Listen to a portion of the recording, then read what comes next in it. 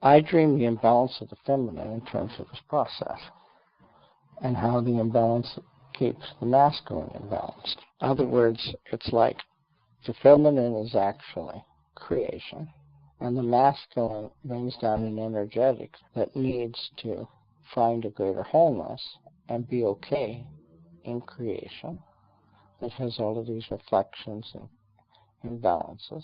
That then can disturb or affect the feminine, and to the degree that effect estranges the feminine because of power and control or however it is derived, as long as the feminine is not able to adopt or take it on in a completeness and in a wholeness, then there is always a quality of something being wrong that is assumed. There's always something that is one way and something else that is another way. And as long as the feminine approaches and feels that it is like that, then it never does catch up with the masculine. And it's like the masculine power and control of that quality that sets things ajar. And so it never does catch up with the wholeness of itself. In my dream, I look at the two extremes of that. The dream may have been somewhat influenced by the movie we watched, and it was also influenced by what the teacher said in terms of the story out of the Bible, in which you take each part as if it were a dream, and you look at each component as part of yourself and determine what that means in a higher sense and in a higher way, which is a very correct way of looking at it, because everything that occurs, every little story that occurs, speaks to something more. I'm addressing an energetic to begin with, and we'll see if it makes sense. Because I see the feminine nature within as seeking to be free, but not knowing what freedom is. My feminine nature is both catatonic, which leads to a desperation to be free, yet it's subjugated and under the control of the forces of power and control. So as I see this inside myself, I realize that setting it free is not possible when it carries such a desperate plight. In other words, when it's reacting like that, trying to push off and fight and react like that, it can't get free that way either. The feminine nature needs to relax into the situation and know it can absorb anything that happens or affects it, which basically means it can absorb anything in life. To do so is to neutralize the outrage it carries within. The feminine side must learn to be okay with the conditions of the surrounding environment, and in doing so she is able to absorb the negative conditions that are an illusion. In other words, if she keeps saying something is better than this or more secure than that, that keeps her weakened into thinking that she can only be that much.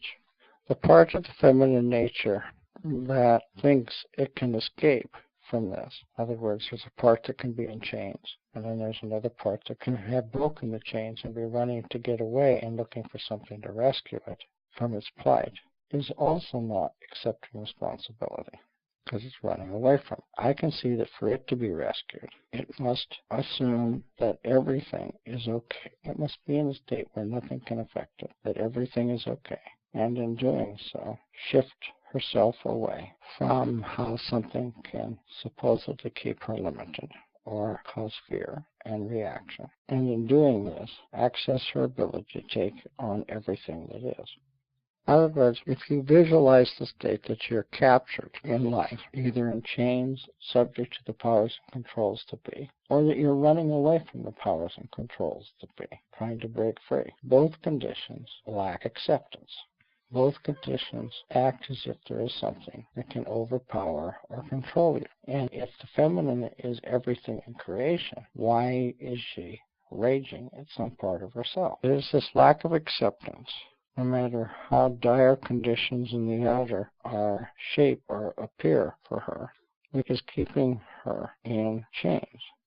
On the other hand, if she breaks free from the chains, thinking she can get away, it is a giving up of herself to the idea she develops a weakened will, thinking she can be rescued or can find safety by running away or getting rescued. And that keeps the mess going too, because she doesn't fully take on that. She still acts as if she can move away from that, and therefore she's not able to be her full wholeness there either. By seeing these two aspects, by seeing first that there is a woman that is tied up and she can't accept her plight, and this has her freaked out and therefore catatonic and unable to just surrender to whatever might be. And I see another woman that is running away from what is a perceived danger, quick to grab whatever she thinks might lead to her sense of freedom away from something, or giving her the sense that she is rescued. And any idea of rescuing, or that which has the vibration of rescuing, she surrenders herself to that, as opposed to her deeper self. So as a result, in both instances, the feminine isn't rescuing herself. She's not taking on the whole. She's not absorbing things. She's acting like there is something that imposes things upon her that creates problem for her.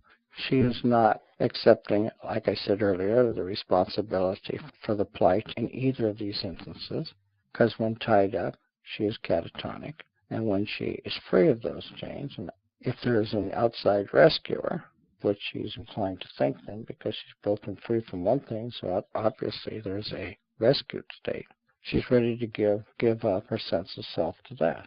So she never does take on the whole. So if the feminine will realize that nothing has any power or control over who she is in a totality, she will be able to connect the ungrounded masculine trait that comes into creation. She will be able to connect it with the physical aspect that is created as a picture that reflects the whole.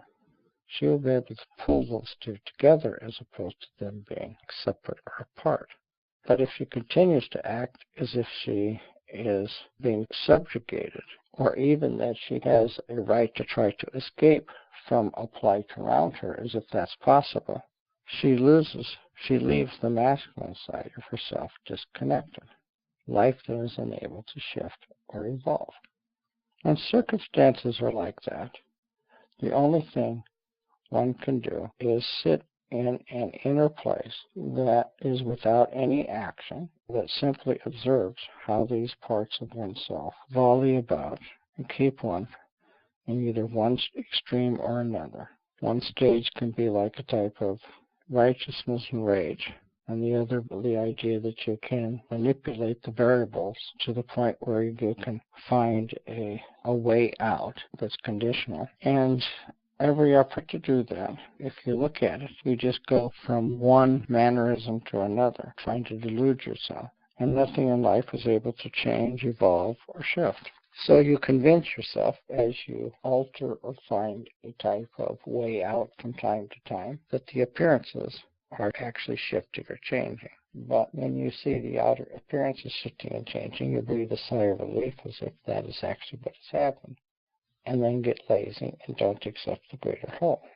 And so you have this false sense of security and disillusioned expectation, and you give up to that which is conditional. The world suffers because the will does not access the wholeness and oneness of creation. The story in the Bible in which the Father took his Son to be sacrificed like a lamb is an example of being able to let go within to such a degree that there is nothing for the ego to fight against or for.